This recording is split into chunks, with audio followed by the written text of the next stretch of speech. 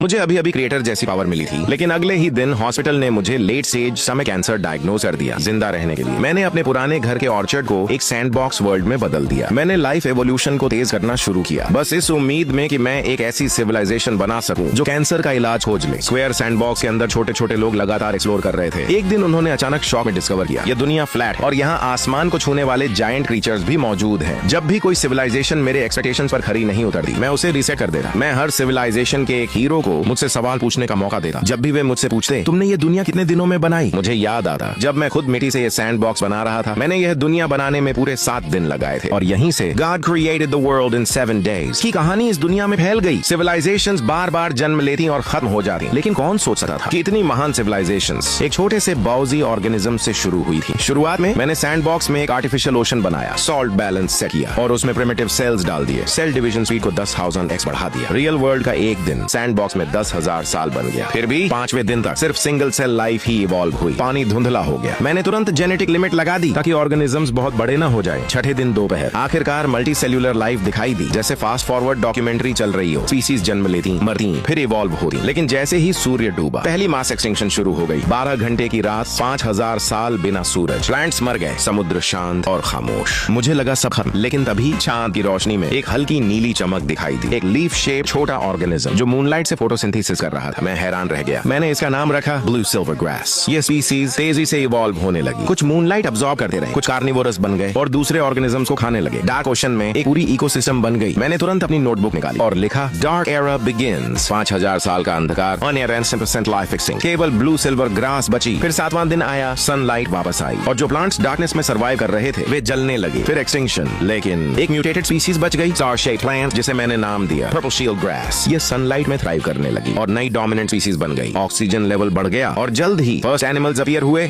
मुझे अभी अभी क्रिएटर जैसी पावर मिली थी, लेकिन अगले ही दिन हॉस्पिटल ने मुझे late stage stomach cancer diagnose कर दिया। जिंदा रहने के लिए मैंने अपने पुराने घर के ऑर्चर्ड को एक सैंडबॉक्स वर्ल्ड में बदल दिया। मैंने लाइफ एवोल्यूशन को तेज करना शुरू किया, बस इस उम्मीद में कि मैं एक ऐसी सिविलाइजेशन बना सकूं जो कैंसर का इलाज खोज ले। स्क्वायर सैंडबॉक्स के अंदर छोटे छोटे लोग लगातार एक्सप्लोर कर रहे थे। एक दिन उन्होंने अचानक शॉक में डिस्कवर किया, ये दुनिया फ्लैट और यहाँ आसमान को छूने वाले जायंट क्रीचर्स भी मौजूद हैं। जब भी कोई सिविलाइजेशन मेरे एक्सपेक्टेशंस पर खरी नहीं उतरती, मैं उसे रीसेट कर देता। मैं हर सिविलाइजेशन के एक हीरो को मुझसे सवाल पूछने का मौका देता। जब भी वे मुझसे पूछते तुमने ये दुनिया कितने दिनों में बनाई, मुझे याद आता जब मैं खुद मिट्टी से ये सैंड बॉक्स बना रहा था। मैंने यह दुनिया बनाने में पूरे 7 दिन लगाए थे और यहीं से God created the world in 7 days की कहानी इस दुनिया में फैल गई। सिविलाइजेशंस बार बार जन्म लेती और खत्म हो जाती, लेकिन कौन सोच सकता था कि इतनी महान सिविलाइजेशंस एक छोटे से बाउजी ऑर्गेनिज्म से शुरू हुई थी। शुरुआत में मैंने सैंड बॉक्स में एक आर्टिफिशियल ओशन बनाया, सॉल्ट बैलेंस सेट किया और उसमें प्रिमिटिव सेल्स डाल दिए। सेल डिवीजन स्पीड को 10,000 x बढ़ा दिया। रियल वर्ल्ड का एक दिन सैंड बॉक्स में 10,000 साल बन गया। फिर भी 5वें दिन तक सिर्फ सिंगल सेल लाइफ ही इवॉल्व हुई। पानी धुंधला हो गया।